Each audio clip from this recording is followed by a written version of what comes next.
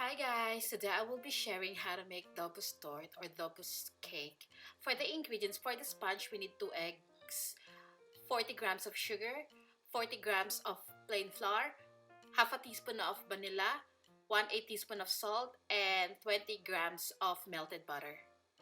To begin, we're just gonna combine the flour and the salt. We'll just set this aside, we're gonna sieve this later. Combine the butter and the vanilla, give it a mix, set aside. Now we're gonna whisk the eggs, then we're gonna add the sugar. We're gonna continue to beat this until ribbon stage.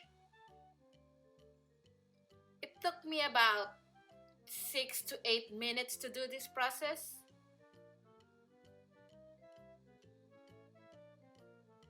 And this is now ready. At this point, we're gonna add in the melted butter vanilla mixture.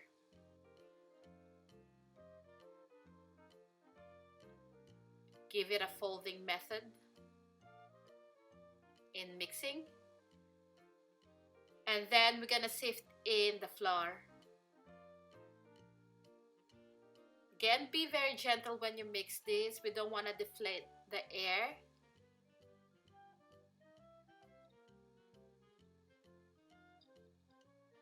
At this point, this is my second batch making this. So we're gonna transfer this in a pan lined with parchment paper. By the way, before I start, I preheated my oven at 170 degrees Celsius. So as you can see here, my pan is already been used because again, this is my second batch now. Then we're gonna bake this in a preheated oven at 170 degrees Celsius for about 15 minutes. 13 to 15 minutes. And then we're gonna repeat this process until we have 7 layers of sponge cake. This sponge cake is very thin. Now to release it, just run a spatula on the side of the baking pan. I didn't grease my pan, I just lined it with parchment paper, by the way. It's easy to come off. And we're gonna let this cool down completely and we're gonna move on making more sponge cake. Again, we need 7 layers. So keep on repeating the process until we have 7.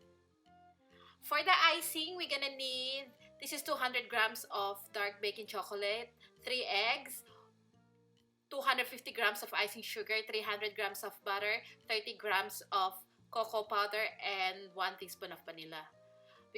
Now we're gonna whisk the eggs and then we're gonna add the icing sugar. We're gonna continue to mix this for about 10 minutes.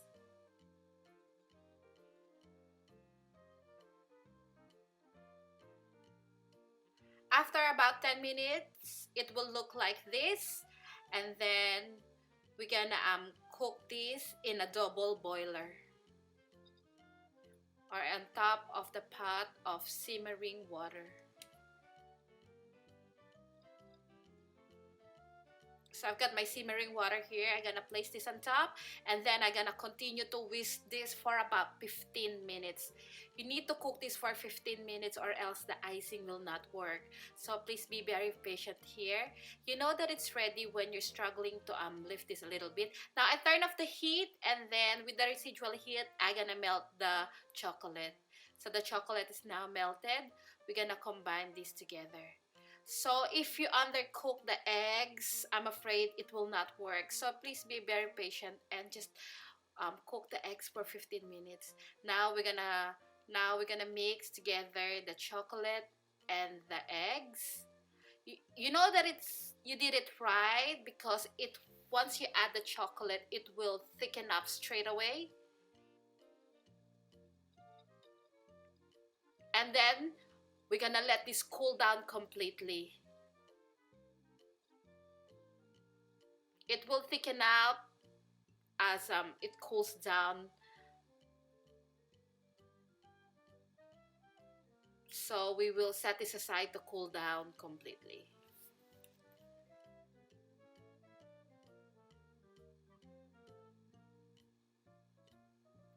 So once our eggs and chocolate has cooled down, we're gonna beat the room temperature butter. Make sure that your butter is at room temperature.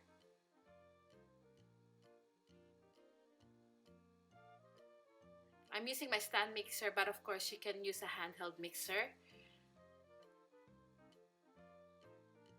Add 1 teaspoon of vanilla.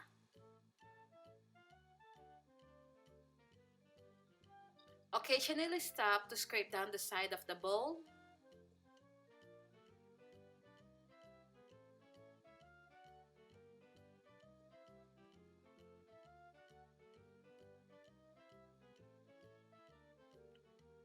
At this point, we can add the cocoa powder. I use Dutch processed cocoa powder. Just sift it in and then continue mixing.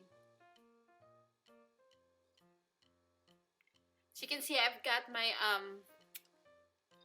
chocolate egg mixture in there, or my cream that is thickened a lot.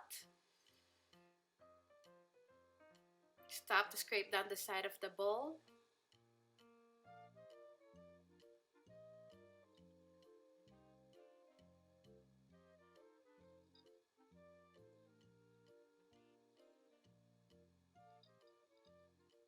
And now we will add our egg chocolate mixture.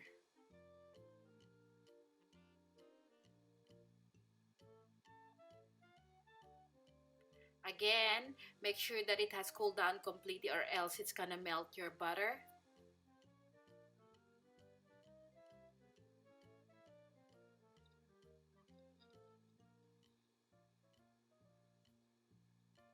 So if you have any questions, please feel free to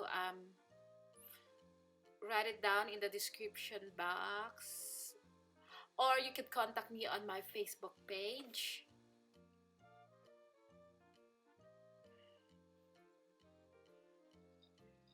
And then continue to mix until it is smooth.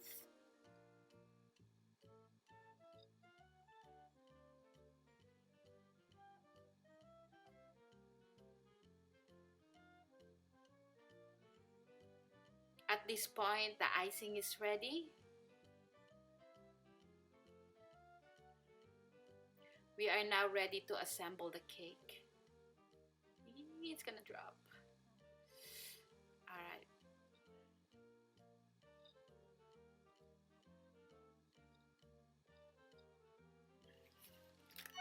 So I've got my 6 layers in here. I'm reserving the other one for the top decoration. So I'm putting a little bit of icing at the bottom of my cake board. We need a cake board for this because we're gonna do something later. So I added cream on top of this, but for some reason I lose the footage. But you'll get what I mean. So I added the cream on top, about 2 tablespoons. And then I'm putting my second layer upside down with the sponge cake, and then add about 2 tablespoons. Don't make it too thick. You need to be able to use the icing equally.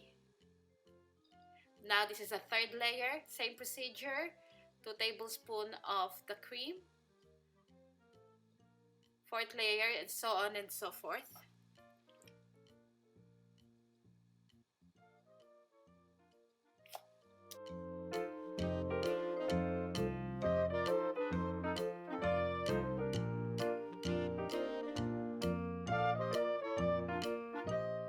So I'm on my last layer. At this point, I'm gonna cover the top and the side of the cake. It doesn't need to be perfect because we're gonna put nuts on the side. But nuts is optional. You can use almonds or nothing at all.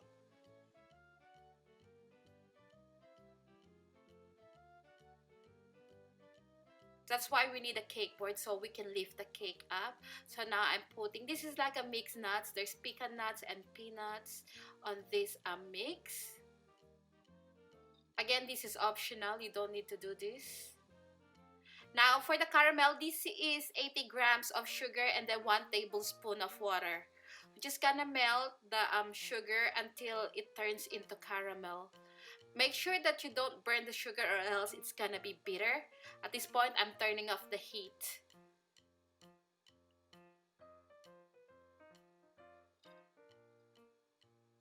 Because the residual heat will continue to cook this sugar.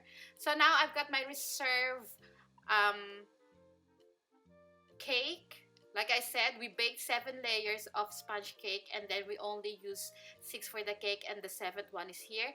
I put butter on my spatula so the caramel don't stick. Just like this. And now I'm gonna use a knife. Again, I put butter on it.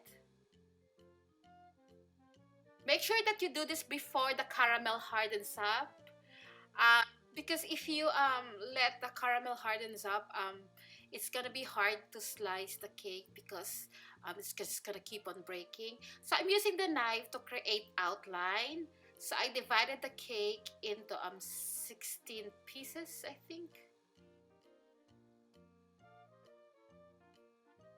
And then just to finish the cutting, I use the scissors. At this point, your caramel will start to harden up. And now we're ready to finish decorating the cake. So I'm putting the caramel cake in a circular motion. But you can do the decoration any way you like. I'm just following the traditional way. And this is the finished product. I hope you give this a try because this cake is really good. The icing is so nice. And it's best if you let the cake sit in the fridge for at least an hour before cutting it. But as for me, I need to cut it now because I need to pick up my kids from school. So I'm gonna cut it now.